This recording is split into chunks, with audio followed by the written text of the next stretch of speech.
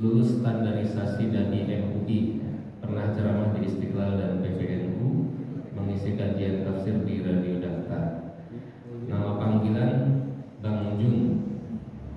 Tempat tanggal lahir Jakarta 29 Januari 1988.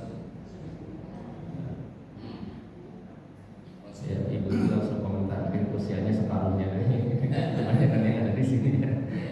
Ya. Kemudian suku Minang dari barat, dari Sumatera Barat ya. Ya banyak di sini walaupun tidak semua ya. Kemudian alamatnya di Harapan Jaya, Harapan Jaya, Bekasi Utara, di Bekasi ya, Harapan Jaya Bekasi. Pendidikan lulusan 2009 UHAMKA bahasa Jepang, jurusan bahasa Jepang, dan STIU Darul Hikmah.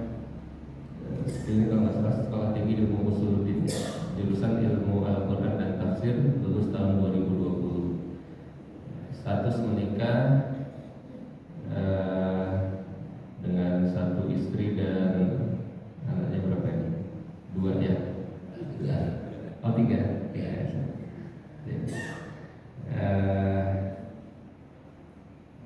Profesinya dosen bahasa Jepang di Polman Astra, guru bahasa Jepang di SMA 22, guru PAI SMK Mandala Hayu. Pengalaman organisasi di BEM, UHAMKA, BEM STIU Darul Hikmah, ketua karate Bekasi. Pesan sosial dan dakwah: bertakwa, bersatu dan berdakwahlah untuk menjadi khairul ummah. Kemudian ini ada serangkaian aktivitas, mungkin tidak saya bacakan semua ya. Ada ketua Perhimpunan Guru Bahasa Jepang, Asosiasi Guru Bahasa Jepang, dan seterusnya terkait bahasa Jepang, Forum Dai Muda Bekasi, Dewan Masjid Indonesia, Korps Dai Sahabat Iman, Pembina Masjid SMK Mandala Hayu, dan lain-lain ya. Mungkin tidak saya ini ya. Ada juga yang 15, salah satu ininya aktivitasnya jualan buku dari penerbit buku Islam. Yang mau beli buku bisa japri ya, harga ramah kantong gitu. Ya.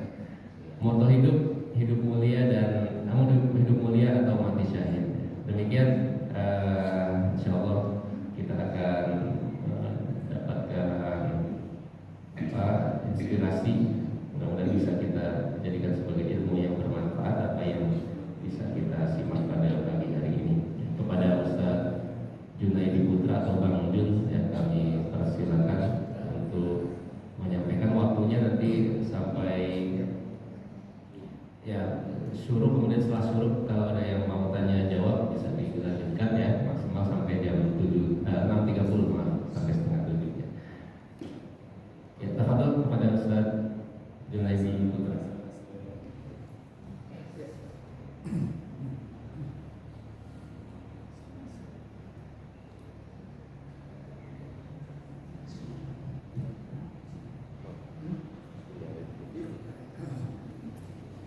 Udah.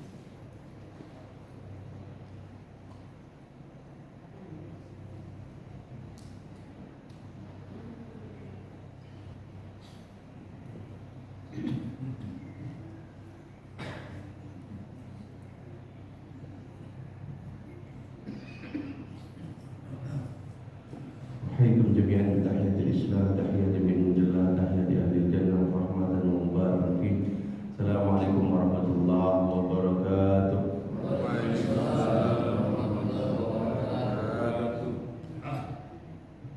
Banyak yang jawab tapi masih banyak yang ngantuk.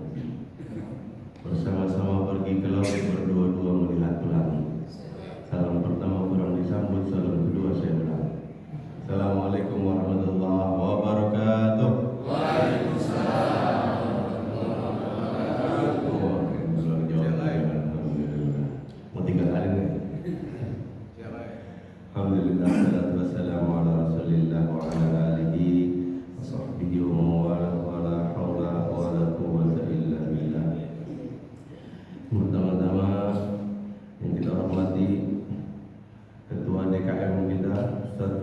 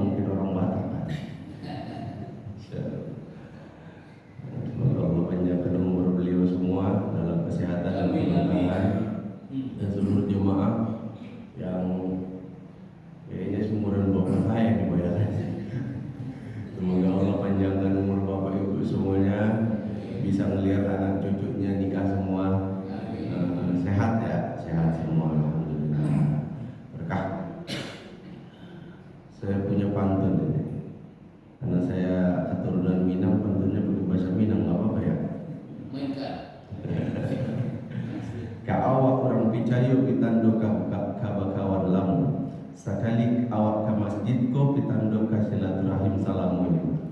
Masyaallah. Amin ya rabbal alamin. Kalau peribahasa orang Indonesia kan begitu. Musuh satu kebanyakan, musuh satu kebanyakan, teman seribu kedikitan ya. Tadi udah dikenalin saya. Alhamdulillah saya dosen bahasa Jepang. Dosen bahasa Jepang ini kajian di masjid ya. Ngundang kali ini.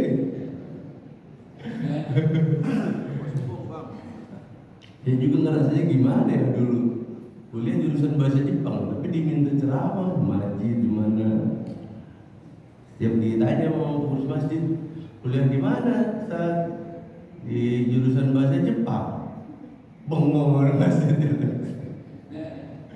Habis itu disaranin sama guru saya buat apa?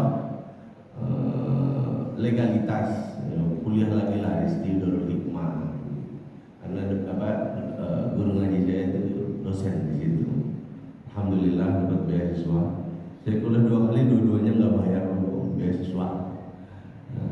Alhamdulillah beasiswa prestasi. Mudah-mudahan kalau ada yang ngasih beasiswa lagi saya berlanjut S2 ini. Kalau ada yang ngasih lagi beasiswa S3 nggak apa-apa. Kalau perlu 3 kampus S3 siap saya nggak apa-apa. Yang penting ada yang ngasih beasiswa. Karena belum ada yang ngasih beasiswa, saya belum lanjutin S2 ini. Hari ini tema kita adalah beratnya perjuangan Rasulullah dalam berdakwah. Tapi ketika saya baca flyer broadcast dari Datua Zaini bahwa hari Sabtunya itu Dr. Adian Husaini. Ini yang berat bukan cuma perjuangan Rasulullah, yang berat saya. Lah, kalau pembukaannya doktor kan harusnya penutupnya profesor. Iya, masa pembukaan dokter penutupan SPDSA gitu. Aduh, bener-bener ini berat ini. Penutup itu harus lebih baik dari pembukaan. Gimana SPD lebih baik dari dokter ini? Masya Allah. Saya coba semaksimal mungkin ya. Mudah-mudahan ada manfaatnya. Rasulullah Muhammad SAW adalah orang yang tugasnya di muka bumi ini adalah basyira wa nadhira, memberikan kabar gembira dan memberikan peringatan. Kabar gembira bagi orang yang mengikuti Allah dan Rasulnya, dan peringatan bagi orang yang menentang Allah dan Rasulnya. Dalam bahasa lain, kita bisa katakan itu adalah dakwah. Dalam dakwah bukan seperti kita jalan di sebuah festival peragaan busana di mana dari tempat parkir sampai ke panggung digelar karpet merah, di kanan kiri penonton pada foto muji-muji kita. Enggak mikir kayak gitu Nabi Muhammad, enggak. Bahkan dulu sebelum diangkat jadi Nabi, Nabi Muhammad itu dilulukan oleh orang Arab. Apa sebutan orang Arab kepada Rasulullah sebelum diangkat jadi Nabi? Al-Amin. Banyak orang Arab itu nitip barang, nitip harta mereka kepada Rasulullah. Kenapa? Karena mereka tahu kalau dititip kepada Rasulullah nggak bakalan hilang. Bahkan yang paling sedihnya lagi adalah ketika Rasul mau hijrah, itu orang-orang yang musuhin beliau itu dibalikin hartanya satu-satu, enggak dikurangin sedikit pun. Enggak perlu musuhin gue, lu harta gue tahan, enggak, dibalikin semuanya. Walaupun nyata-nyata orang itu memusuhi Rasulullah. Namun betapapun kendati pun beliau sudah diakui sebagai Al-Amin, orang yang dipercaya, Tapi ketika yang disampaikan oleh Rasulullah bertentangan dengan hawa nafsu mereka, bertentangan dengan syahwat mereka, kepentingan perut mereka yang berubah menjadi sebuah sistem kemasyarakatan yang satu sama lain saling berkesinambungan dan saling membutuhkan. Akhirnya walaupun mereka udah tahu bahwa ajaran itu sesat, ajaran itu salah, tapi mereka nggak punya kekuatan, seolah nggak punya kekuatan untuk keluar dari kesesatan itu. Mereka tahu itu batu, ngapain disembah, tapi tetap karena jahiliyah mau gimana? Puluhan bahkan ratusan patung di dalam maupun di sekeliling Ka'bah. Waktu Rasulullah baru diangkat jadi nabi. Nah sekarang kita akan bahas satu ayat aja karena waktunya singkat. Saya jurusan ilmu Al-Quran dan tafsir, jadi saya ngomongnya tafsir aja sesuai ilmu yang saya punya. Bagi yang punya mushaf Al-Quran, buka surah Al-Anfal ayat ke-30. Mungkin ada yang punya mushaf di HP. Ini satu-satunya ayat Makkiyah dalam surah Madaniyah. Surahnya Madaniyah pasti, Al-Anfal atau Taubah pasti Madaniyah. Tapi nyelip nih satu ayat Makkiyah.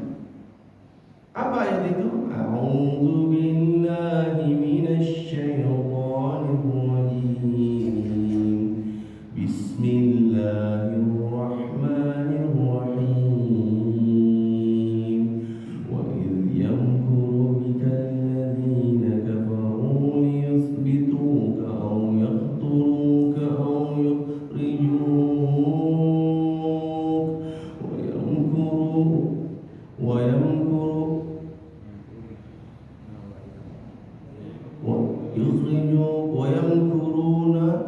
ويمكرون والله خير الماكرين. Apa jadi lupa begini sih? Nah. Biasanya hafal. Al-Anfal ayat ke-30.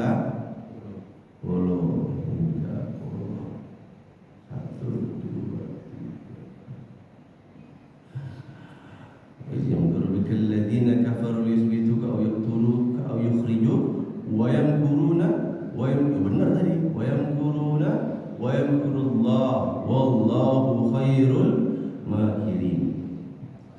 Allah mengawali ayat ini dengan wa id dan id, ketika, saat, jika. Para ulama ahli tafsir bikin kaidah bahwa semua ayat yang diawali dengan id itu menunjukkan bahwa peristiwa itu akan terjadi berulang-ulang dan harusnya menjadi pembelajaran bagi kaum muslimin.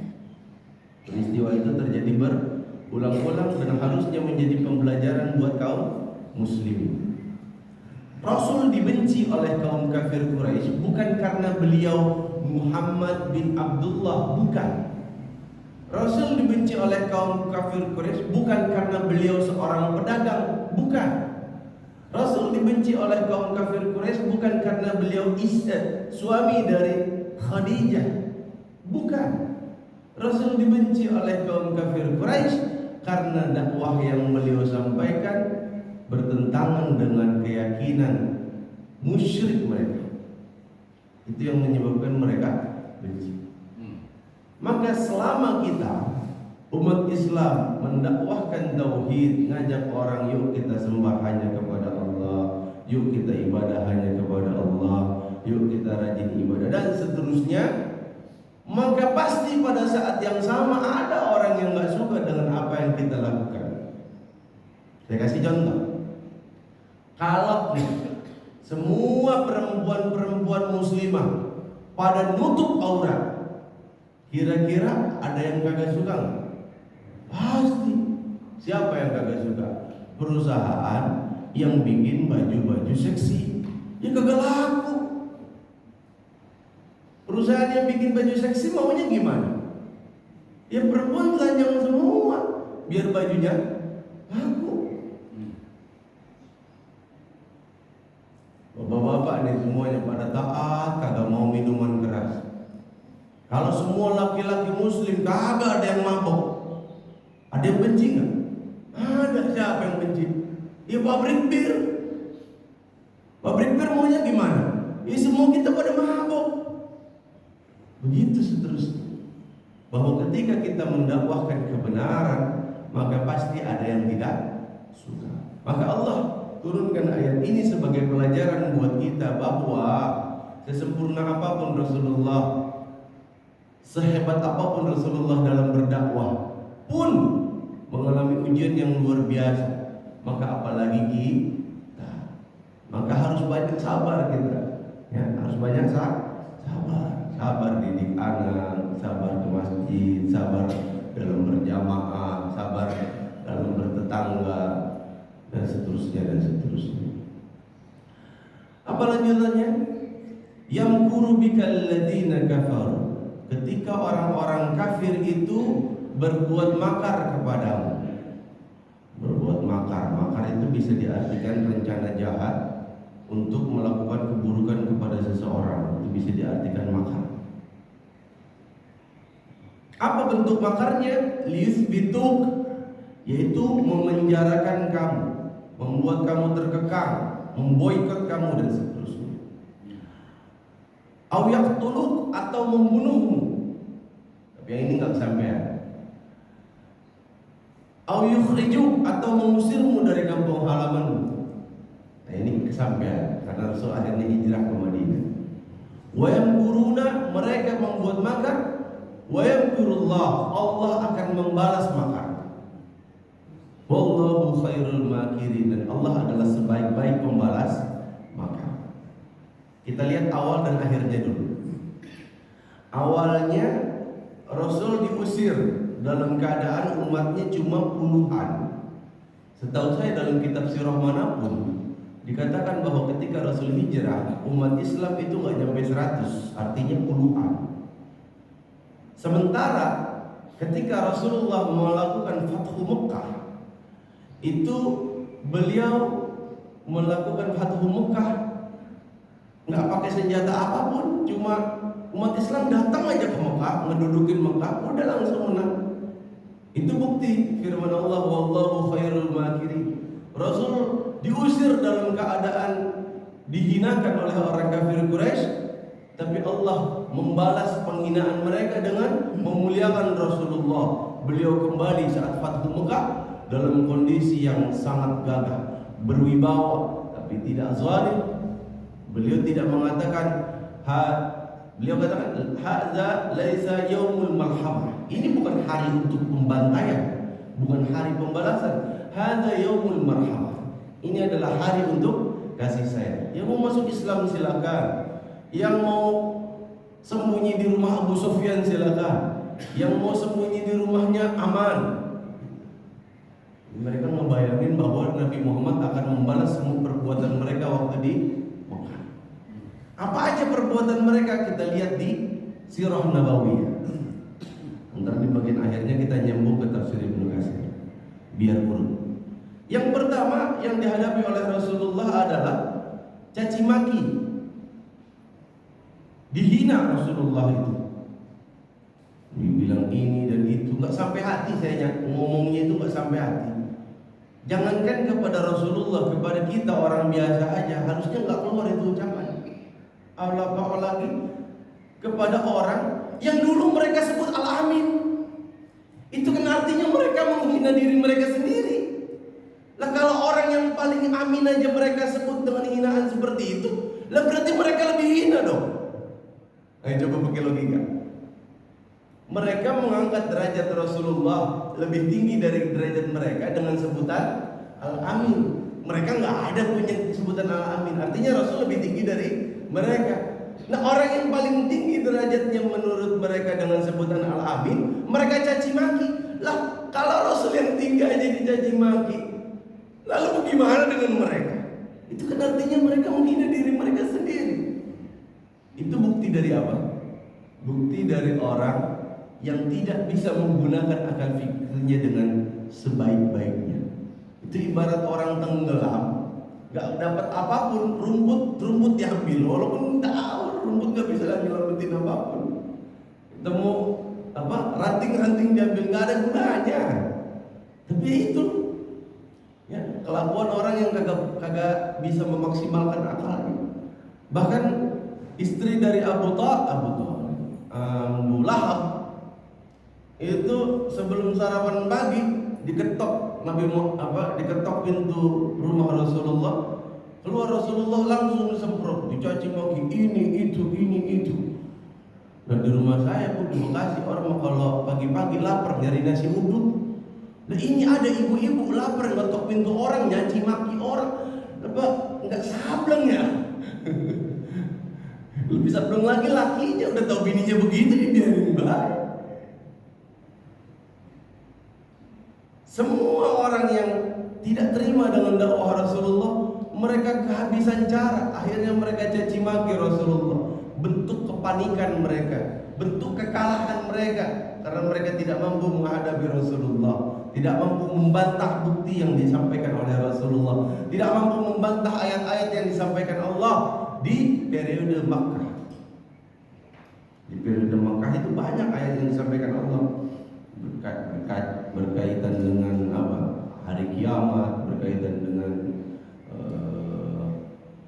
iman, itu banyak di periode Makkah. Tapi jarang pakai asbabun nuzul. Yang banyak pakai asbabun nuzul itu di Madinah. Tapi apa yang dilakukan Rasulullah? Rasul diam. Kenapa Rasul diam? Karena Rasul tahu yang mereka inginkan dari caci maki itu adalah agar Rasulullah berhenti dalam berdakwah. Makanya Rasul diemin aja, biarin. Yang penting Rasul tetap berdakwah. Anggap aja orang gila lagi ngomong. Bapak Ibu pernah ketemu orang gila? Pernah dicaci maki orang gila? Saya pernah dikatain orang gila. Bego lu. Kesel sih. Tapi orang gila masa saya ladenin? Kalau kita katain lagi, lu yang bego, lu yang gila. Lu udah tuh gila ngapain ngeladenin? Tinggalin diem. Ya. Iya, buang-buang waktu. Terus kalau misalnya kita ladenin orang gila, terus orang lihat, lah orang gilanya ada dua. Udah tuh orang gila diladenin. Lalu melihat bahwa Rasulullah Muhammad SAW tidak berhenti dari dakwahnya, tetap saja berdakwah, mereka lanjut ke level kedua. Apa itu? Fitnah. Setiap ada orang yang pergi haji, ya orang pergi haji kan kumpulan-kumpulan, rombongan-rombongan, kafilah-kafilah. Setiap kafilah didatangi, setiap kafilah datang, diprovokasi. Kamu boleh makan di sini, boleh minum di sini, boleh tinggal di sini, boleh apapun di sini. Satu hal yang harus kalian tahu, jangan pernah dengerin yang namanya Muhammad. Muhammad itu orangnya begini dan begitu, begini dan begitu, ucapannya begini dan begitu. Nanti kalau kalian dengar ucapan mereka, ucapan Muhammad, kau tidak akan kembali ke kaum, karena engkau akan tersihir oleh difitnah Rasulullah. Bahkan yang memfitnah nggak tanggung-tanggung, pamannya sendiri. Sampai ngomong, saya itu pamannya. Harusnya kalau beriman, saya yang paling beriman. Lah, emang begitu kan harusnya kan ya? Harusnya yang duluan beriman, pamannya ngapain nggak beriman? Kok malah dijadikan bahan untuk mengatakan, saya dulu, tapi saya nggak beriman. Kafir bangga bagaimana? Kagak ngerti. Harusnya kan pamannya yang paling ngerti bahwa ponakannya itu jujur, nggak pernah sekalipun bohong dalam hidupnya. Lantas buat apaan dia bohong? Kalau bohong juga pasti nasibnya bakalan rugi. Karena semua orang yang ngaku nabi nggak akan pernah lama, nggak pernah selamat, nggak pernah lama ajarannya. Namanya juga nabi palsu. Apa yang dilakukan Rasul? Rasul bantah sebagian fitnah itu seperlunya, tapi Rasul tetap habiskan waktunya untuk berdakwah, mengajak manusia ke jalan Allah. Tujuan mereka tidak tercapai, bahwa mereka ingin memadamkan cahaya Rasul agar Rasul berhenti berdakwah. Putar otak mereka lagi. Akhirnya apa? Kalau begini kita harus main fisik, main tangan. Tapi mereka belum berani nyentuh fisik Rasulullah. Kenapa? Karena masih ada dalam lindungan Abu Talib, ya, yang mengerahkan kabilah Bani Abdul Muttalib dan Bani Hashim untuk melindungi Rasulullah. walaupun mereka masih kafir sebagian besarnya, tapi karena hubungan darah mereka tidak rela ponakan mereka, saudara mereka, kabilah mereka dibantai oleh siapapun dari kabilah lain dengan seenaknya. Maka dibelain Rasulullah walaupun mayoritas mereka belum beragama Islam. Gak berani mereka macam-macam tuh orang kafir Quraisy ke Rasul. Tapi mereka berani macam-macam ke siapa? Ke sahabat Rasulullah. Karena banyak orang yang masuk Islam itu dari kalangan budak. Maka setiap majikan yang punya budak dan budaknya itu ketahuan masuk Islam, dibantai rame-rame. Kita ingat kejadian Bilal bin Rabah ketika ketahuan bahwa beliau masuk Islam, apa yang terjadi? Diseret beliau ke tengah lapangan yang sangat panas. Bayangin udah tengah panas, Bekasi panasnya kayak apa tahu? Kepalanya pada pasir, ditelanjangin, bajunya dibuka, ditindih pakai batu yang gede, dicambuk, keluar nggak dari agamamu? Dia nggak jawab apapun kecuali ahad, ahad, ahad. Nggak ada yang keluar dari lisannya kecuali ahad. Sampai Allah Subhanahu Wa Taala, sampai Rasulullah Muhammad SAW mengatakan kepada Abu Bakar As-Siddiq, ya Abu Bakar, tolonglah saudaramu. Ini asbabun nuzul turunnya surah Al-Lail 4 surat terakhir, 4 ayat terakhir. Wa sayujannabuhal atqa dan seterusnya. Nah, akhirnya dibebaskan oleh Abu Bakar As-Siddiq dengan beberapa uang yang diminta ya dari Umayyah bin Khalaf. Lalu bagaimana dengan sahabat yang lain? Sama nasibnya. Bahkan bukan cuma perorangan. Ada satu keluarga. Ada yang tahu nama keluarganya? Keluarga Yasir. Makanya ketika keluarga ini lagi disiksa oleh kaum kafir Quraisy, Rasulullah enggak mampu melihat mereka sedih Rasulullah, tapi Rasul enggak mampu berbuat apapun. Karena kalau Rasul membela mereka artinya Rasul ikut campur dan mereka berhak untuk melakukan apapun kepada Rasulullah. Apa yang dikatakan Rasulullah? Sabran ala Yasir fa inna mau'idukumul jannah. Sabarlah wahai keluarga Yasir, karena sungguhnya tempat kalian adalah di surganya Allah Subhanahu wa taala. Siapa yang pertama kali disiksa? Yasir. Ammar diikat di sebuah tiang, dipaksa untuk keluar dari agamanya Rasulullah. Enggak mau dia. Dibawa orang tuanya, bapaknya, ibunya, dicambuk depan mukanya, enggak mau dia keluar. Nangis dia, mohon ampun dia kepada bapak ibunya. Apa kata ibunya? Wahai Ammar, aku sanggup untuk menahan semua siksaan ini, bahkan sampai nyawa tercabut dari tubuhku, tapi jangan pernah kau katakan perkataan yang mengeluarkanmu dari agama. Demi Allah aku tidak ridho kepadamu jika engkau keluar dari agama. Mendengar ucapan itu marahlah Abu Jahal, lalu dipukul, ditendang, dibanting. Bayangin perempuan lagi hamil disiksa demikian jahat, sampai dalam keadaan terlentang, mohon maaf, ditombak oleh Abu Jahal, mohon maaf, dari kemaluannya sampai tembus ke pinggang.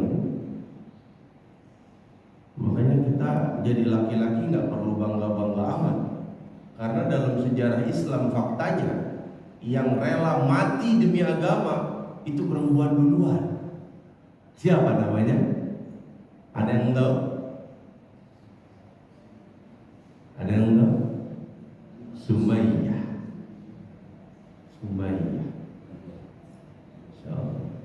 Saking luar biasanya Sumayyah, makanya anak kedua saya kasih nama Sumayyah. Sapura Atika Khansa Sumayyah, lengkapnya begitu.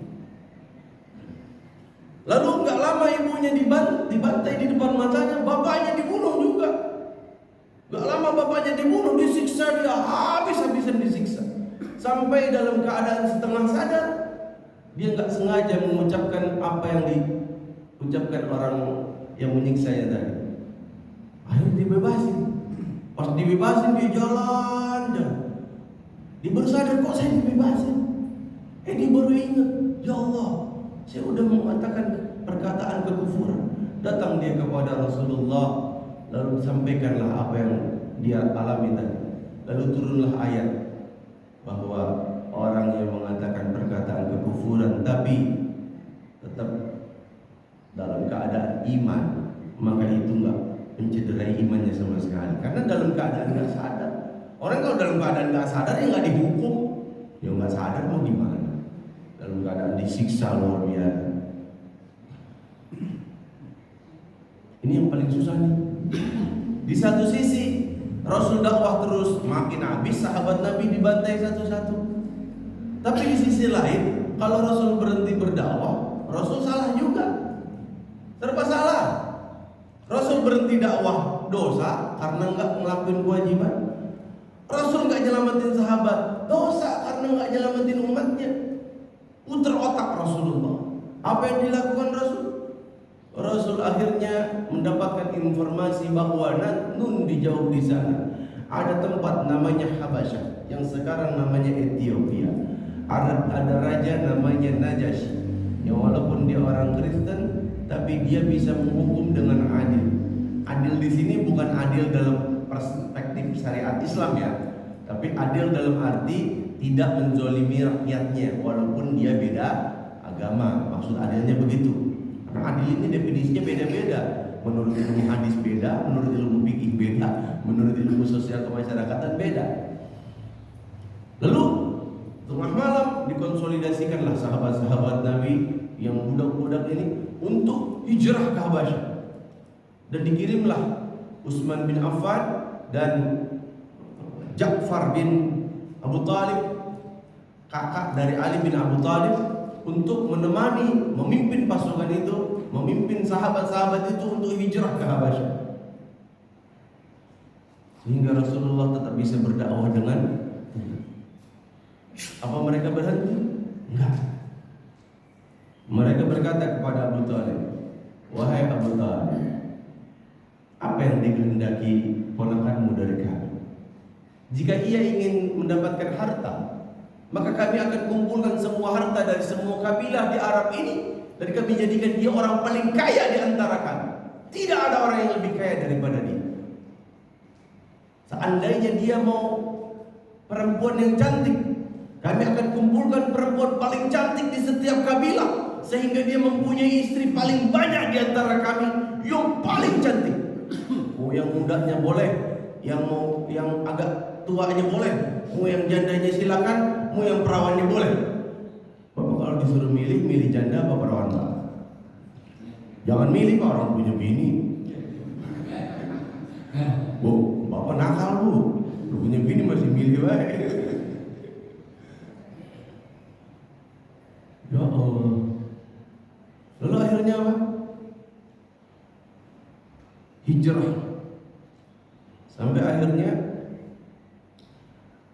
Abu Thalib disampaikan seperti itu oleh kaum kafir Quraisy. Ditanyakan kepada Rasul. Oh satu lagi, kafir Quraisy nanya, jika ponakanmu mau jadi raja, maka dia akan kami jadikan raja. Kami jadi anggotanya, pengikutnya. Tapi jangan pernah usik keyakinan kami, jangan pernah usik. 3 tuh tawaran, harta, tahta, wanita. Waduh, berat. Disampaikan oleh Abu Thalib. Persis apa yang dikatakan oleh kaum kafir Quraisy. Lalu disampaikan oleh Rasulullah, wahai pamanku, ungkapan yang terkenal, seandainya mereka mendatangkan matahari di tangan kananku dan bulan di tangan kiriku. Maksudnya apa? Jangankan cuma dunia yang kecil, matahari segede gitu, bulan segede gitu, taruh di tangan gua, nggak bakalan saya berhenti dari dakwah ini. Sampai apa kata Rasulullah? Sampai Allah memenangkan dakwah ini, atau aku harus mati bersamanya. Pilihannya cuma satu, merdeka atau mati. Jadi merdeka atau mati dari zaman dulu ya. Merdeka atau mati dari zaman Nabi. Akhirnya apa? Putar otak lagi kaum kafir Quraisy, gimana caranya? Akhirnya mereka pakai cara yang halus sekarang. Cara halus. Datangkanlah orang yang ahli diplomasi, ahli membujuk, ahli merayu. Datang kepada Rasulullah, wahai Muhammad, kita adalah saudara. Sebelum ini kita tidak pernah bermusuhan. Manis banget ucapannya, lebih manis dari madu kali. Tapi apa yang mereka mau?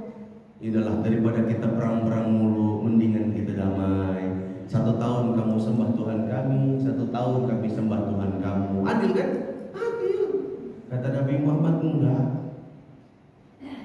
Ya udahlah kalau gitu nggak mau, ya udahlah minimal 1 bulan kamu sembah Tuhan kami, 1 tahun kami sembah Tuhan kamu menang banyak. Enggak mau 1 bulan, ya 1 hari dah. 1 hari kamu sembah Tuhan kami, 1 tahun kami sembah Tuhan kamu. Kata Nabi Muhammad, enggak. Itu tawaran terakhir deh ya. Kalau begini harus iya nih, nggak boleh enggak. Kami masuk agama kamu, tapi sebelum kami masuk agama kamu usap berhala kami di depan semua penduduk Mekah. Nah, pas tawaran ini Nabi Muhammad dia mikir, kira-kira yang begini dilarang Allah apa enggak nih? Belum turun ayat nih. Kalau nyembah kan jelas nggak boleh, tapi kalau ngusap gimana? Ternyata turun surah Al-Kafirun. Qul ya ayyuhal kafirun. Ini satu-satunya ayat dalam Al-Quran yang manggil orang kafir dengan sebutan hei kafir. Nah itu cuma ayat ini kan. Makanya nggak boleh kita orang Islam manggil orang non Muslim hei kafir, nggak boleh. Kecuali orang non Muslim itu terang-terangan mengatakan sesuatu yang merupakan kebencian kepada kita. Kalau udah nyatain kepermusuhan nggak perlu pakai non Muslim kafir udah. Waktu itu nista agama Islam, nista Al-Maidah 51 kafir udah, nggak perlu pakai non Muslim. Jelas permusuhan dari mulut dia dijelas. Tapi kalau orang yang baik sama kita, tetanggaan, baik hubungannya, nggak boleh kita sebut kafir. Nabi Muhammad nggak pernah ngomong begitu, Allah juga nggak pernah ngomong kayak begitu. Allah kalau manggil orang kafir dalam Al-Quran sebutannya apa? Ya ahlal kitab. Sopan. Wahai orang yang pernah diberikan kitab. Itu kan sebenarnya sindiran juga. Lalu kan dapat kitab, harusnya kan beriman gitu sebenarnya. Tapi sopan Allah ngomong. Atau ya ayyuhan nas. Wahai manusia. Maksudnya orang kafir juga. Tapi sopan Allah ngomong itu. Ya. Makanya Nabi Muhammad ngajarin kita untuk sopan kepada sesama muslim maupun kepada orang kafir. Kata Rasulullah, barang siapa yang menyakiti orang kafir zimmi itu orang yang enggak nyakitin kita, enggak musuhin kita, maka dia akan berhadapan denganku. Dan barang siapa yang berhadapan denganku, maka aku akan mengalahkannya. Turun surat Al-Kafirun. Ya ayyuhal kafirun. Sampai ayat terakhir, lakum dinukum waliyadin. Apa terjemahannya, Pak? Bagimu agamamu, bagiku agamaku gitu. Bukan. Terjemahan sebenarnya adalah bagimu agamamu yang batil dan bagiku agamaku yang benar. Ini itu terjemahan benernya. Kalau bagimu agamaku, bagimu agamamu, bagiku agamaku, berarti agama kita sama dong, agama mereka sama-sama agama. Dalam tafsir Jalalain dikatakan lakum dinukumul al-batil waliyadinil haq. Bagimu agamamu batil, bagiku agamaku yang benar. Gitu.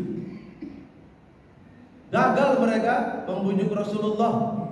Akhirnya mereka pakai cara yang terakhir. Udahlah, kehabisan cara ini, nggak ada cara lain.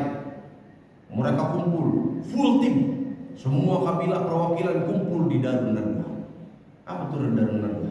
Kira-kira kalau cara kita sekarang itu DPR MPR kumpul semua perwakilan kabilah, ya, semua dongkot-dongkotnya Abu Jahal, semua abu-abuan, Abu Janda mungkin kalau zaman dulu ada, kumpul semua. Ngapain mereka? Cari cara untuk menghentikan dakwah Rasulullah.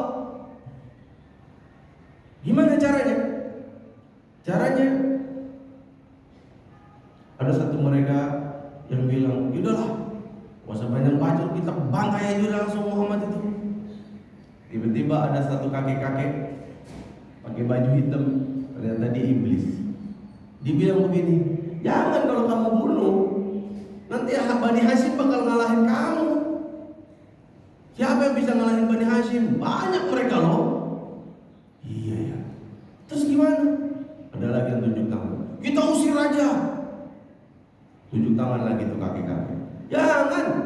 Kalau kamu usir, Kamu tahu betapa pandainya Muhammad itu dalam berkata-kata. Dia akan pengaruhi orang di tempat kamu buang dia. Nanti dia akan datang menghancurkan dan mengalahkan dan membunuh kalian semua nanti. Iya juga ya. Abu Jahal bingung. Lu dari tadi bilang kagak-kagak mulu. Gimana solusinya? Nah, iblis tadi jawab. Kalau begitu, kumpulkan satu orang yang paling kuat di setiap kabilah perwakilan. Lalu sabat Muhammad dengan sabetan pedang pada waktu yang sama. Dengan begitu, Bani Hashim akan menuntut balas kepada seluruh kabilah dan Bani Hashim tidak akan pernah sanggup mengalahkan kita semua. Saking bencinya iblis kepada Nabi Muhammad sampai dikasih makar kayak begitu. Itu gimana cara ngadepinnya itu? Pagar betis ngepung rumah Rasulullah.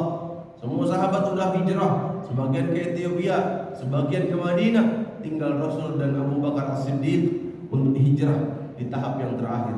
Apa yang terjadi? Allah kasih perasaan ngantuk kepada orang-orang kafir. Tidur mereka depan Rasulullah. Sombong muka, sangar-sangar tidur. Ngorok juga lu udah tetap. Sangar lu kayak gimana juga. Lalu akhirnya Rasulullah digantikan oleh Ali bin Abi Thalib. Mereka lihat, oh masih ada orang. Ali bin Abi Thalib itu perawakannya mirip sama Rasulullah. Gede-gedenya mirip lah pokoknya. Orang yang kayaknya Rasul aja. Lalu Rasul dan Abu Bakar keluar dari rumahnya. Rasul ambil pasir, taruh di palanya atu-atu. Lalu Rasul keluar. Ketika Rasul udah nyampe Gua Hiro. Gua Hiro menerima wahyu. Gua Sur, taunya Gua Hiro baik. Gua Sur, baru dah mereka bangun. Pas bangun, kena mukanya berpasir. Tuh begitu cara Allah menghinakan mereka. Tapi episode paling sedih dari kisah sejarah Rasulullah adalah dua. Yang pertama ketika Rasul mengalami pemboikotan, dan kedua ketika Rasul dakwah ke Taif. Bagaimana nggak sedih? Rasul pernah mengalami pemboikotan beberapa bulan. Seluruh kabilah sepakat untuk memboikot Rasulullah. Rasul tersudut bersama puluhan sahabat yang sudah masuk Islam. Nggak boleh ada yang ngasih makan Rasul, nggak boleh ada yang jual apapun ke Rasul, nggak boleh ada yang beli apapun ke Rasul. Dibiarin mati Rasul sendirian di situ. Sampai dalam satu cerita Rasul buang air kecil, lalu pas kena tuh tanah ternyata bunyi kerucuk-kerucuk. Dicek sama Nabi Muhammad, ternyata bukan tanah, kulit binatang. Tahu kulit binatang? Kan kulit sapi itu kan ada yang bisa buat kerupuk segala macam, kulit binatang. Dicuci sama Rasul sampai hilang najisnya. Dimasak sama Rasul, dimakan sama Rasul. Ya Allah, saking nggak ada makanan. Buat apa itu Rasul berjuang kayak begitu buat kita ini? Belum lagi dakwah beliau ke Taif, berharap saudara-saudara beliau yang dekat bisa bantu dakwah beliau masuk Islam.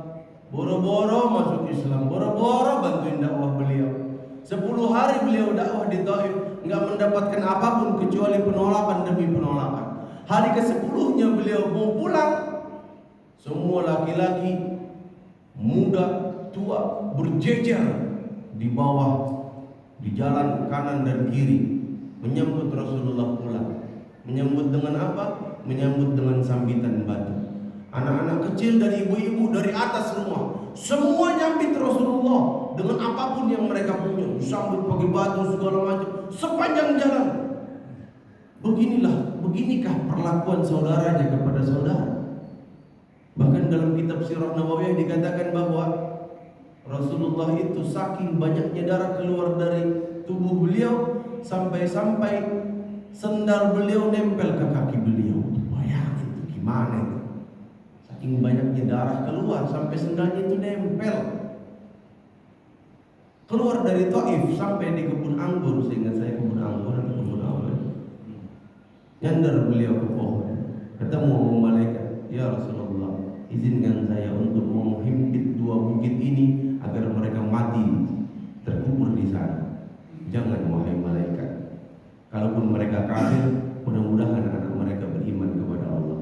Kalaupun anaknya masih kafir, saya berdoa mudah-mudahan cucu mereka beriman kepada Allah Subhanahu wa taala. Dan Dari cucu-cucu orang Taif itu lahirlah mujahid-mujahid yang luar biasa, yang di kemudian hari saat Rasul hijrah ke Madinah, mereka masuk Islam dan akhirnya mereka menjadi orang yang paling kuat menolong Allah dan Rasul.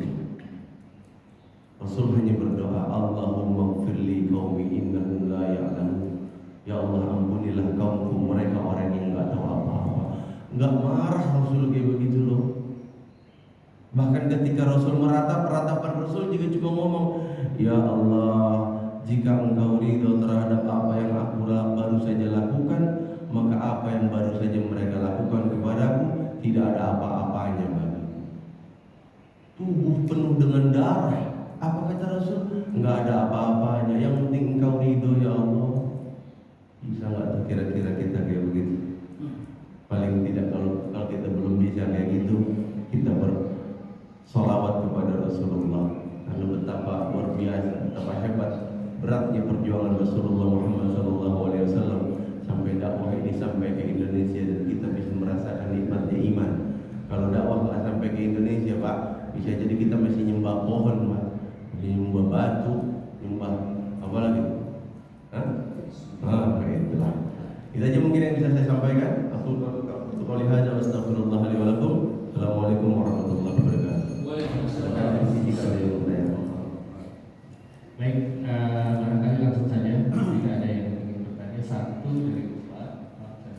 Ada lagi dari ibu-ibu barangkali. Satu dulu dari Pak.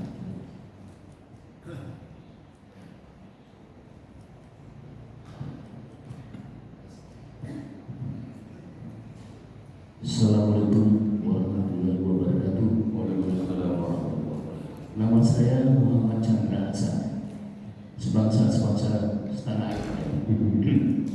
Yang saya tanyakan Pak Ustaz, kalau tadi kan cerita Rasul beliau membawa agama ini luar biasa. Tapi kalau di zaman sekarang ini gimana pendapat Pak Ustaz mensiarkan agama Islam ini?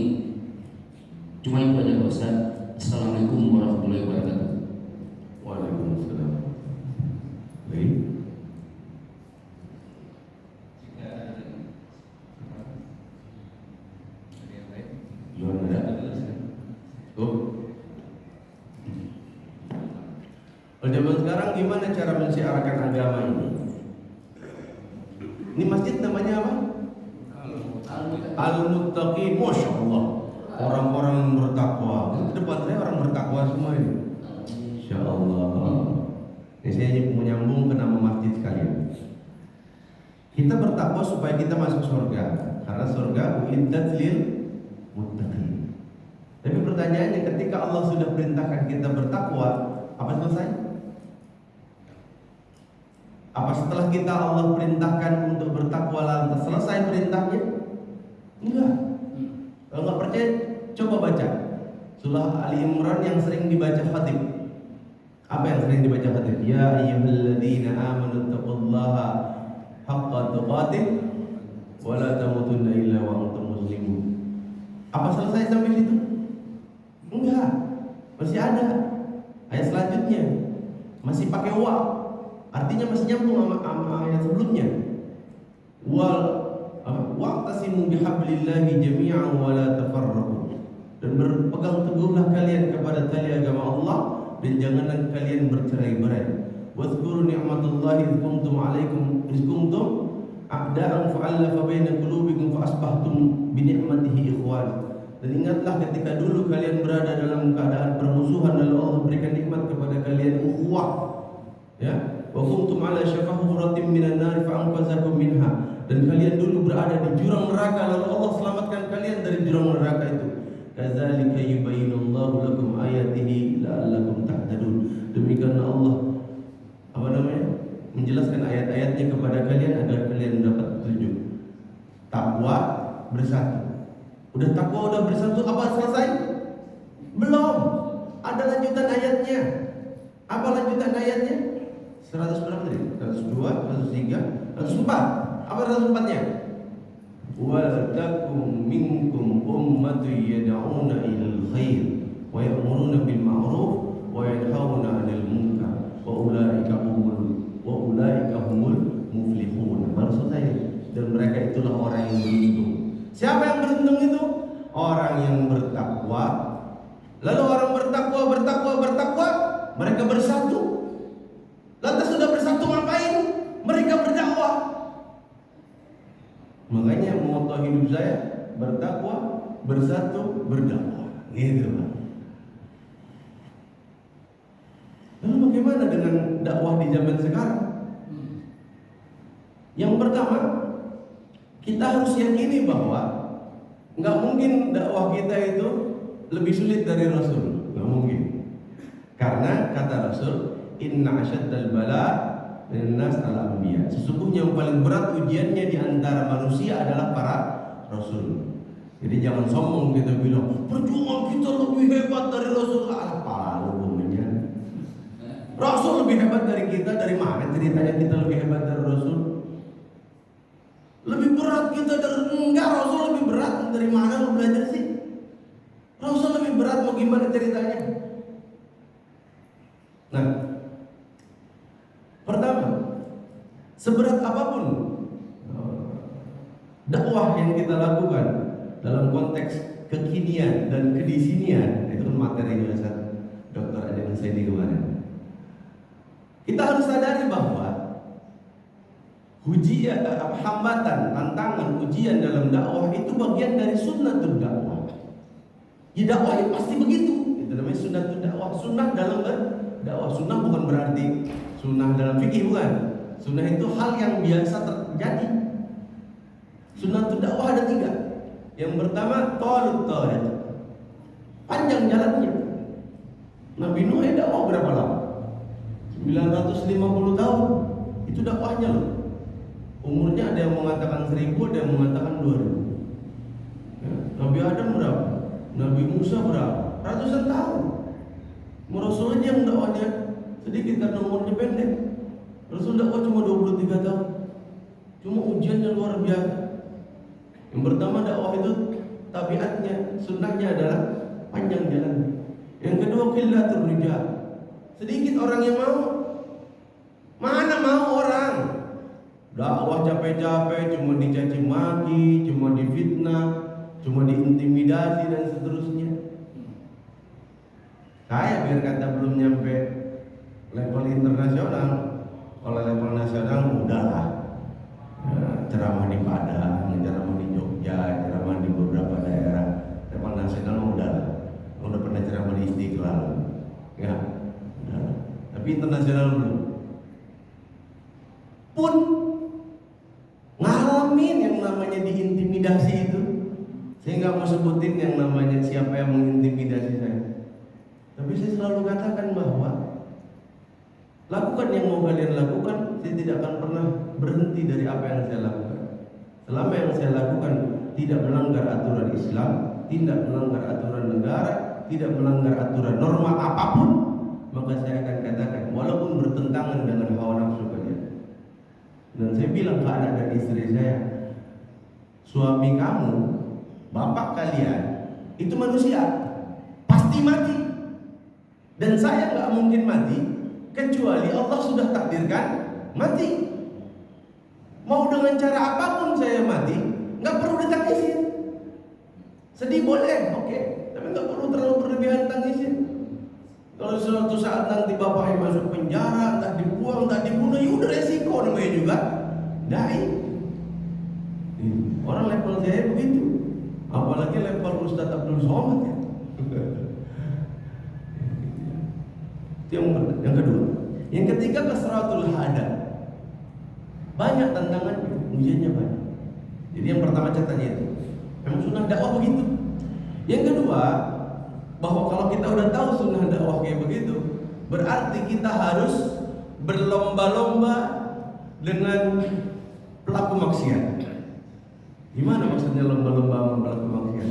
Ya iya, pelaku maksiat itu mereka mengemas kemaksiatan dengan semenarik mungkin, sampai orang berlomba-lomba, berduyun-duyun meniru mereka. Yang terbaru apa tuh? Cerita yang spesifik. Terlepas dari itu pro kontra baik apa buruk, saya tidak menilai dari baik apa buruknya, tapi saya menilai ada unsur keburukan yang disisipkan ke situ. Ya, ya apa? LGBT, ya, lelaki tulang lunak. Mungkin laki-laki habis di presto kayak begitu. Ya Allah, laki jalan kagak punya tulang dan dipamerin bangga, diwawancara. Astagfirullahaladzim, nggak boleh.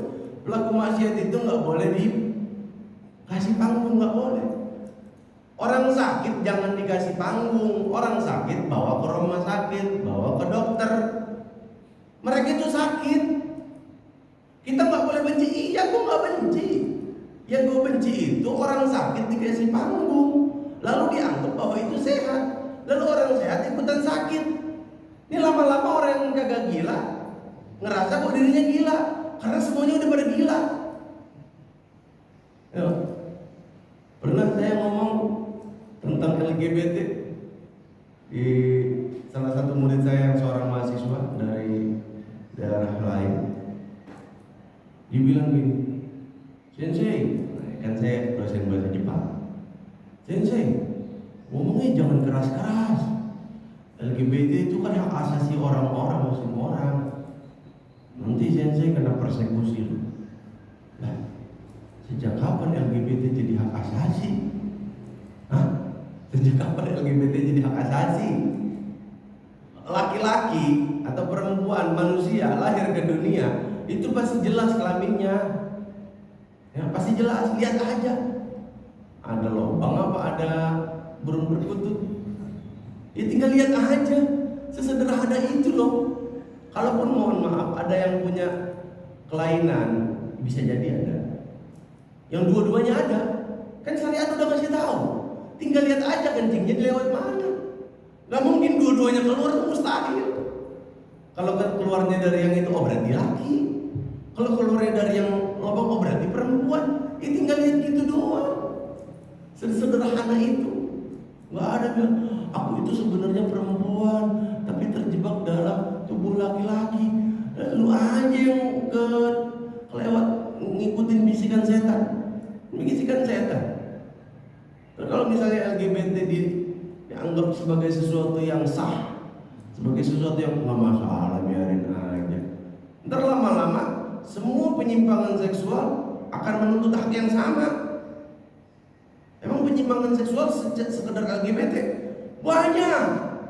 Wah, asal bapak tahu banyak. Asal ibu tahu penyimpangan seksual itu banyak, Pak. Selain LGBT ada lagi penyimpangan seksual apa? Orang dewasa apa namanya suka bersetubuh sama anak kecil. Namanya apa? Pedofil. Nabi Muhammad sering difitnah tuh pedofil. Buktinya apa? Muhammad nikah sama Siti Aisyah. Nabi Muhammad nikah sama Siti Aisyah emang waktu masih kecil. Tapi Nabi Muhammad bersetubuh sama Siti Aisyah saat Siti Aisyah sudah dewasa. Enggak pernah Nabi Muhammad bersetubuh sama Siti Aisyah sebelum Siti Aisyah dewasa. Kurang ajar amat tubuh Nabi Muhammad pedofil. Enggak. Ketika Siti Aisyah sudah head, udah dewasa, baru. Tapi kalau dinikahin, nikah mah kapan aja. Anak baru lahir dinikahin boleh. Kalau sekedar nikah. Tapi kalau tubuh yang nggak boleh, haram. Ya, jadi kita harus bisa mengemas dakwah kita lebih hebat, lebih baik daripada dakwah yang dilakukan dalam tanda kutip. Dakwah yang dilakukan oleh kaum ahli maksiat. Ya, ahli maksiat. Makanya saya walaupun ngajar bahasa Jepang, selalu saya sisipkan nilai-nilai dakwah. Minimal kalau yang mana sholat subuh diingetin, minimal kalau yang pacaran diingetin, ya, bukan diingetin diingetin supaya enggak pacaran. Enggak ada istilahnya pacaran Islami, Pak. Enggak ada. Pacaran yang enggak ada yang Islam. Enggak ada pertanyaan lagi. Kalau enggak ada pertanyaan, saya tutup dengan cerita. Oh ada. Oh,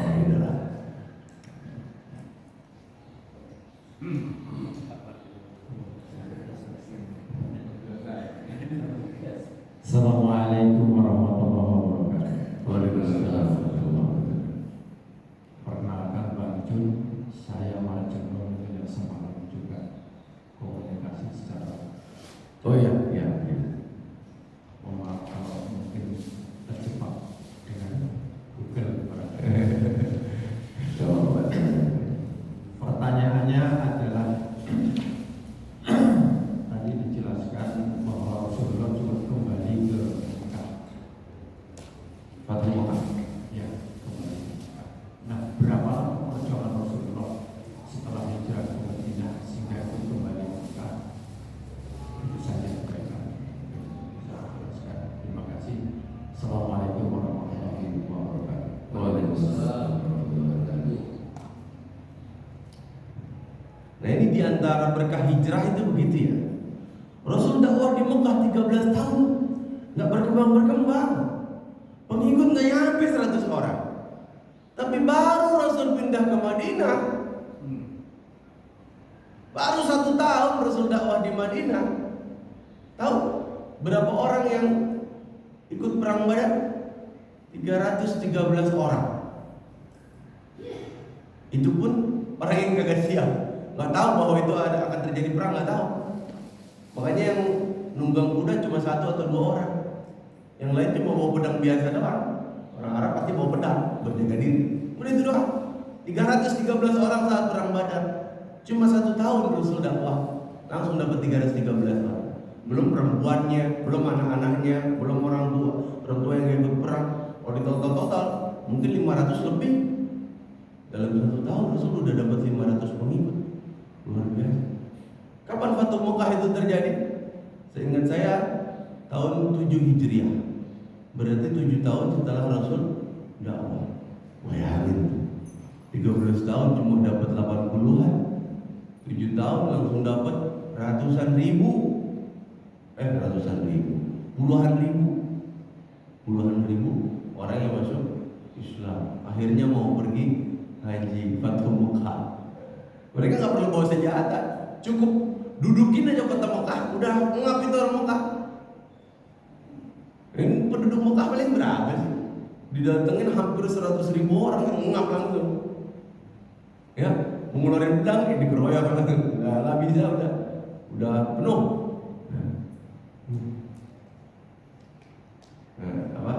Kadang dosen saya sering bercanda begini, kita itu harus hijrah, ya,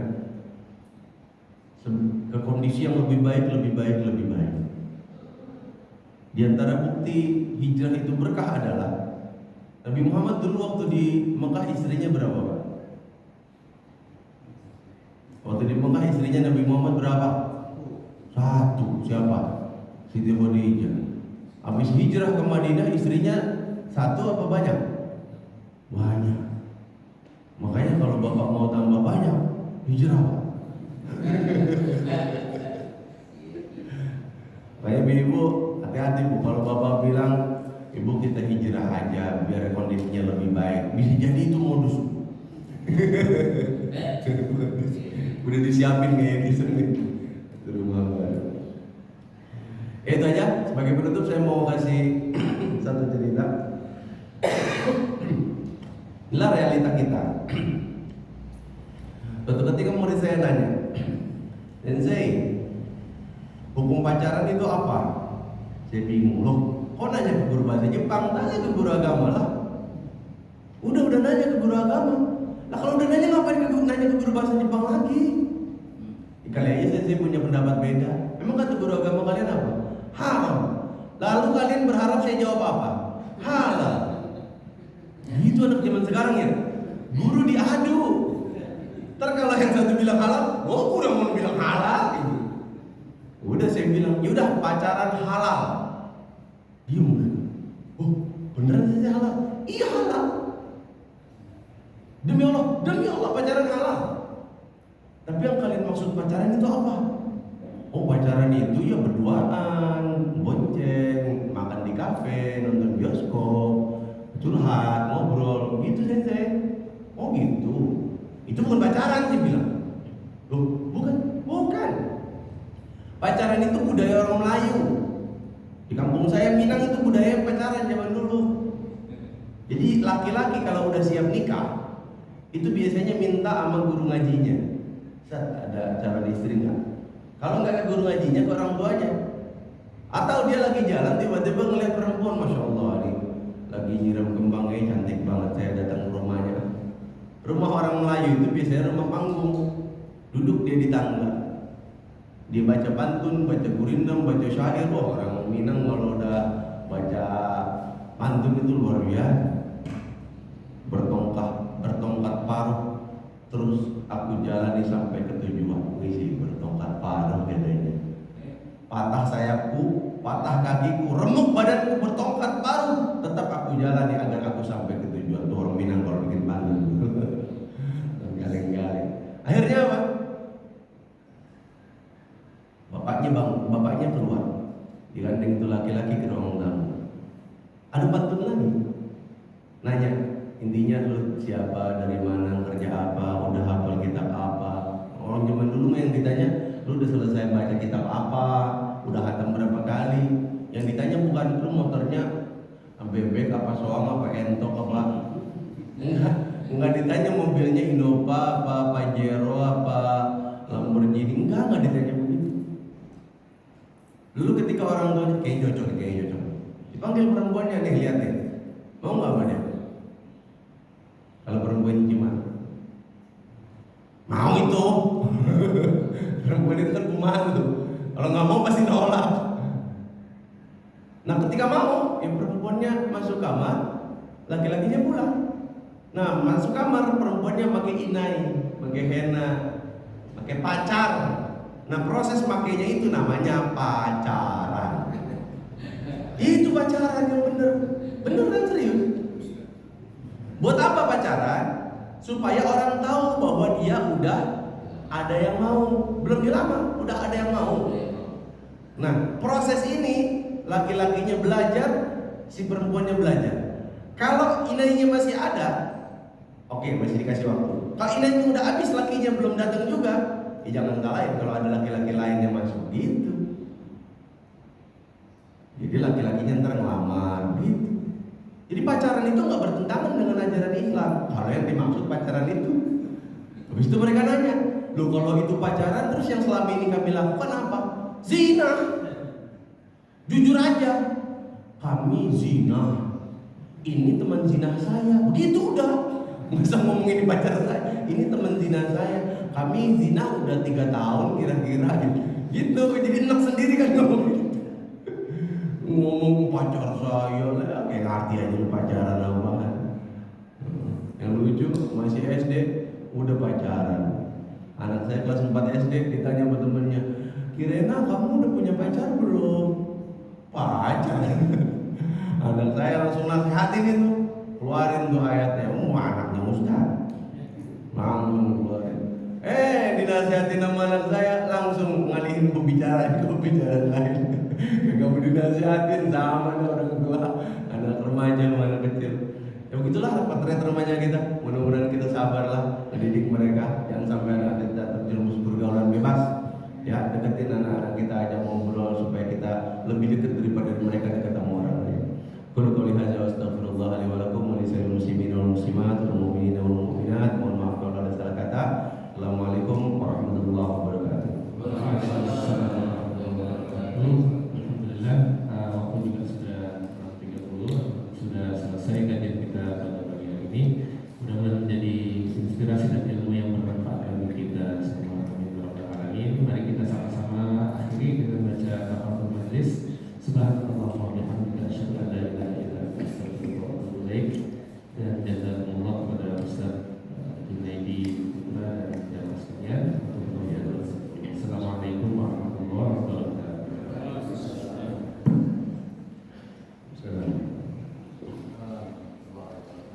Terima kasih banyak.